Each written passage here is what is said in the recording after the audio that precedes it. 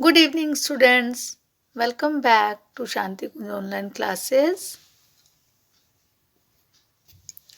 बेटा home science में हम चैप्टर 9 तक कंप्लीट कर चुके हैं और ये हमारा हाफ ईयरली एग्जाम में आ चुका है और आज से हम अपना सेकंड टर्म स्टार्ट करेंगे जो कि चैप्टर 10 से स्टार्ट होगा। तो चलिए बच्चों स्टार्ट करते हैं चैप्टर 10 कपड़ों के तंतु प्रकार एवं जीवन में उनका प्रयोग। तो बच्चों सबसे पहले बेटा हम प्रस्तावना पढ़ेंगे। बेटा मानव की जो प्रमुख आवश्यकता है वो है रोटी और उसमें दूसरा जो मूलभूत आवश्यकता है मनुष्य की वो है कपड़ा। जो वस्त्र होता है बच्चों उसका उपयोग केवल हम शरीर ढकने के लिए ही नहीं करते बल्कि सर्दी, गर्मी और बारिश से बचने के लिए, है ना, सामाजिक उत्थान और व्यक्तित्व के निर्माण और सौंदर्य की वृद्धि के लिए करते हैं। और आदिकाल में मानव जो था वो पहले बच्चों वस्त्र नहीं पहनता था, फिर उसने धीरे धीरे पेड़ों की छाल, पत्तियों आदि से अपने शरीर को ढकना शुरू किया। साथ साथ उसने क्या किया कि पशुओं की जो खाल थी उससे भी अपने तन को ढकने लगा और विभिन्न प्रकार के जो बाल इत्यादि थे उनसे उसने धागा बनाना सीखा और धीरे धीरे उसने कपड़ा बुनना सीख लिया। और बेटा 20वीं शताब्दी से पूर्व व्यक्ति जो था वो प्राकृतिक तंतुओं पर ही निर्भर था, लेकिन आज का समय ऐसा है कि मानव ने कृत्रिम तंतु का आविष्कार किया है और सन 1930 के आसपास वैज्ञानिकों ने वस्त्र निर्माण की अनेक जो रासायनिक विधियां हैं उन पर अपना अधिकार जमा लिया है।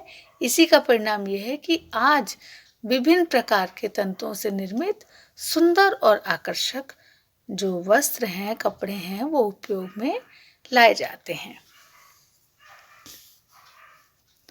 बेटा अब हम पढ़ेंगे तंतु का अर्थ।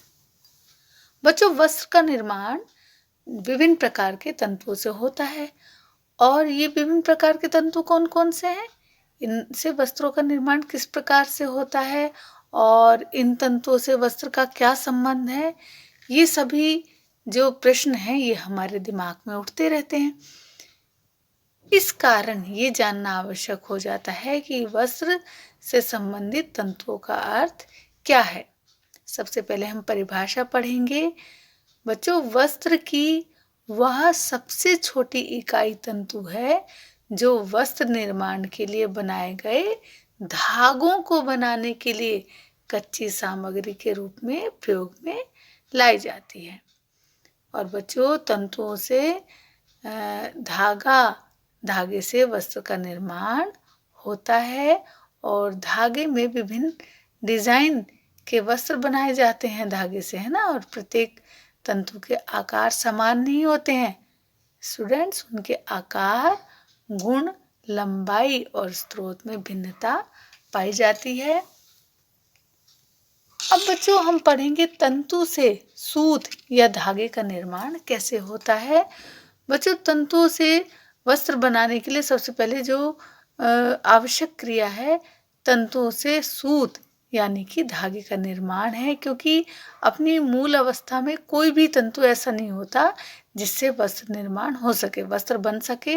तंतु से धागा बनाने के लिए तंतु की क्या की जाती है, कताई की जाती है और कताई के लिए चरखे का, तकली का और कताई की मशीन का प्रयोग किया जाता है। और कताई के अंतर्गत बच्चों विभिन्न प्रकार के छोटे छोटे तंतुओं को मिलाकर उनसे लंबे धागे का निर्माण कर उसे व्यवस्थित रूप दिया जाता है जिससे कि उसके द्वारा बुनाई करके कपड़े का निर्माण किया जा सके।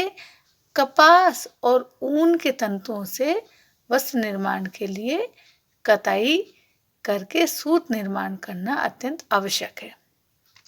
बच्चों जो रेशम का तंतु है, यद्यपि वो प्राकृतिक अवस्था में ही इतना लंबा होता है कि उससे जो है कोई भी वस्त्र निर्माण किया जा सकता है, लेकिन रेशम का ये तंतु रेशम के कुकून के रूप में पाया जाता है, ये सबको मालूम है ना। और उस स्कूल से तंतु को निकाल कर उसे व्यवस्थित करने के लिए उसकी कताई भी आवश्यक होती है ना। और अब हम पढ़ेंगे धागे के प्रकार। बच्चों, धागों के यद्यपि अनेक भेद होते हैं, किंतु 3 जो हैं वो इसके मुख्य भेद हैं।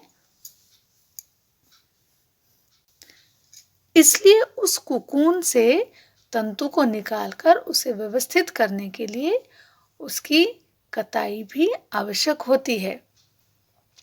अब बच्चों, धागे के प्रकार। धागे यद्यपि अनेक प्रकार के होते हैं, किंतु 3 मुख्य भेद इसके इस प्रकार हैं। सबसे पहले तो एक रेशे धागा। बच्चों, इस प्रकार का जो धागा होता है उससे बने जो वस्त्र होते हैं वो चमकीले और मजबूत होते हैं।